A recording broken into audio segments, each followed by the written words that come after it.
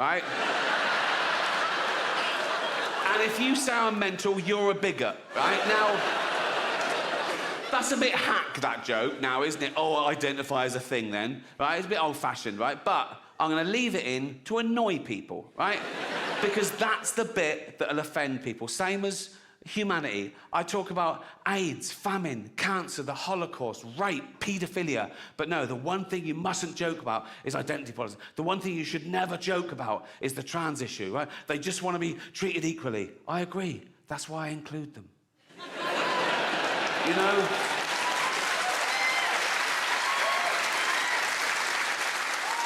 But they know I'm joking about all the other stuff, but they go, no, he must mean that, right? Like a joke is a window to the comedian's true soul. That's just not the case. I'll take on any view to make the joke funniest. I'll pretend to be right-wing. I'll pretend to be left-wing. I'll pretend to be clever. I'll pretend to be stupid. Whatever makes the joke funnier without prejudice. Okay, full disclosure, in real life, of course I support trans rights. I support all human rights, and trans rights are human rights, you know? Live your best life. Use your preferred pronouns. Be the gender that you feel that you are. But meet me halfway, ladies. Lose the cock. That's all I'm saying. Like, I made a joke about self-ID. In fact, I wish self-ID had been around when I was a kid. I'd have used it to get shit. I'd have gone to my mum, Mum, I'm trans. She'd have gone, what? I'd have gone, I'm either trans or I need a new bike. Right? She'd have gone, you need a new bike. I'd have gone, you're the boss. But I grew up in the 60s, Jesus. I had, like, Victorian parents. We hadn't heard of any of this. But what if I was a teenager now, in these really woke, progressive times, right? And I had really cool, hippie parents, right? And I went, Mother, Father, I'm trans. They'd go, oh, goody, that's so fucking trendy. Right? And my dad would go, Bagsy, I picked the vagina. I go, thank you, Daddy. Right? Then there'd be like a montage, right? And I'd go to hospital, I'd have all the electrolysis, I'd grow my hair, right? I'd have a big fanny, I think. No, if someone else is paying, I'll have the big one, you know what I mean? Like, Dad trying to buy me a minge, fuck you, Dad, right? Like, a big fanny, boobs, right? And, right? No, and I'd come out and I'd emerge, I'd be a real woman. I'd be Vicky Gervais. I'd be Vicky Gervais, right? Yeah, and I'd be a real woman, right? And you can't change your sexuality, so I find women attractive, so I'd be a lesbian. I'd be a little lesbian fella called Vicky Gervais, right?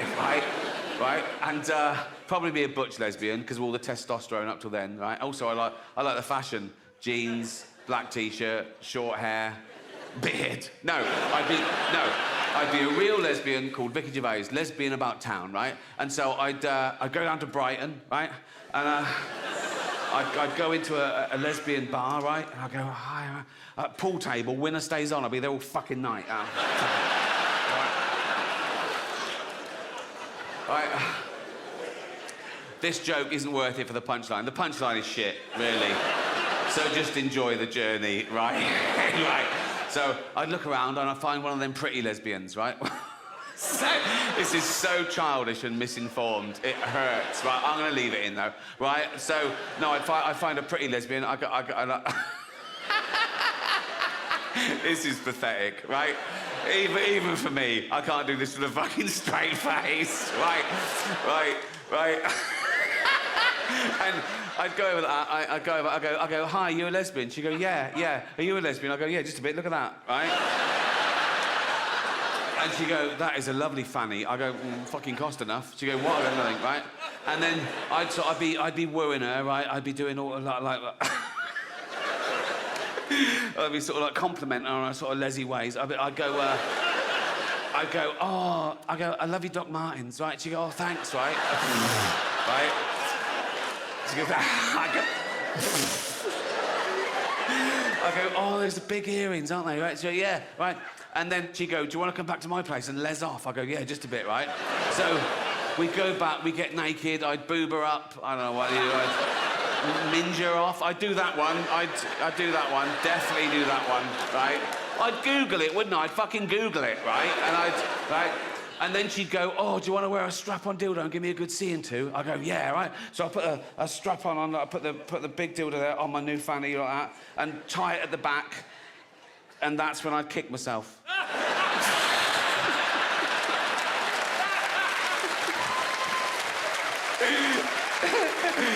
I told you it was shit, didn't I?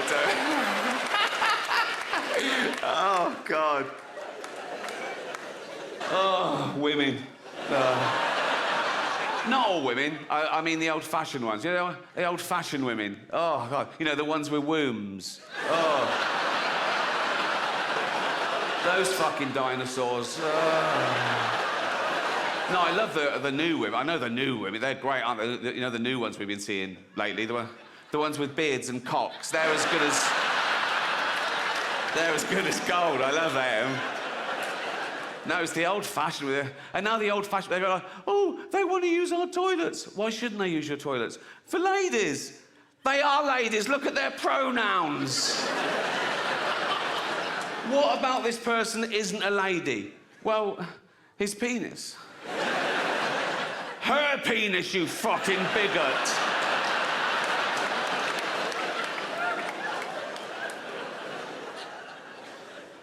What if he rapes me?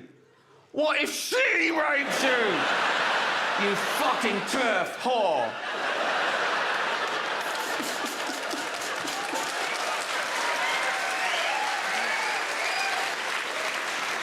It's not a show. There's no dancers or jugglers. It's basically a bloke talking, which is essentially what stand-up comedy is, isn't it? A bloke talking.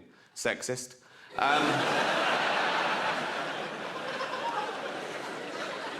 What about all the funny female comedians? Like, No. Right. No. I'm not doing that. OK, right. That was irony, OK? There's going to be a bit of that throughout the show. See if you can spot it, OK? Now, that's when I say something I don't really mean for comic effect, and you as an audience, you laugh at the wrong thing because you know what the right thing is. It's a way of satirising attitudes. Like that first joke, I used the old-fashioned sexist trope that women aren't funny. Now, in real life, I know there are loads of funny women. Like, I did it again. Well spotted. Good. No, but there are. Dame Edna Everage. She's...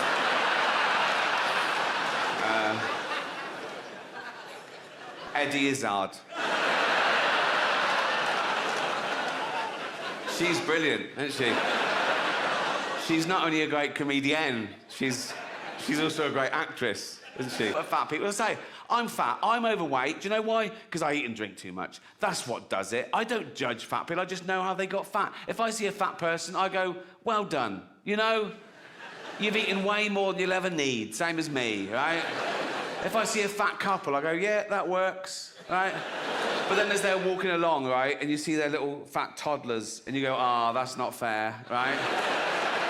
And the mother always goes, they love cake. Of course they love cake. They're baby mammals. We're the same species as we were like 200,000 years ago. We've got a hunter-gatherer brain, right? All this affluence is so much faster than our human biology. So when you get one of those cakes from the supermarket that's packed with fats and sugar, your brain goes, fucking hell, that's amazing. Keep eating that. There might not be food tomorrow. But there will be food tomorrow. The fridge is full and your mum's on the phone to Ocado. You know what I mean? And now there's even a stigma, like doctors get in trouble for saying to someone, you're overweight or obese. They go, no, that's a political thing. No, it's like fat shaming. It's not fat, you don't get cancer shaming. He's trying to save your life, right? There was a school that tried to ban the word obese because they said it was derogatory to, I don't know what to call them, round children, right? But that's the polite word. That's the word we invented, so we didn't say fat little fucker. Don't keep changing words because one person gets offended. Also, fat people aren't offended by the word obese. They did it all. They're happy with it. They're jolly, aren't they? They're jolly. You know, you see a fat people go, all right, fatty. Yeah. Oh, yeah. Bloop, bloop, bloop. Yeah. And they go to the doctor, come in. Bloop.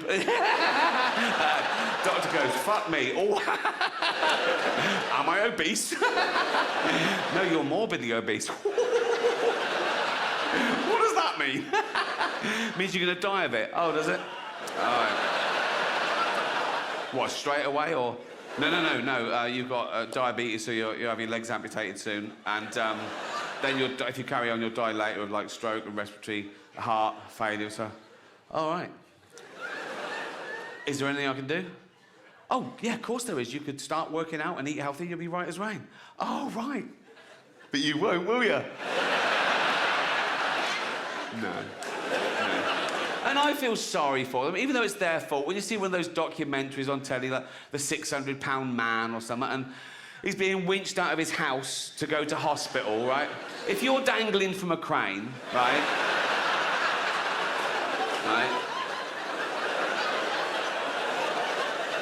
And you see a film crew, right? You know you fucked it.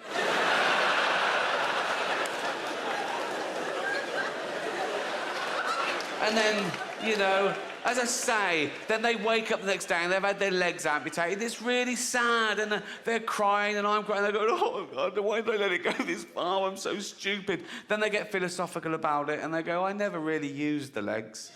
So... And well, then it's lunchtime, and so, you know...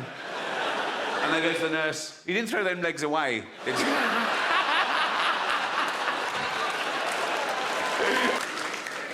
Guys, do you ever act more working class around builders? I do. I can be walking around leafy Hampstead, right? Book of poems, right? Scarf, right? Just humming Brahms, right?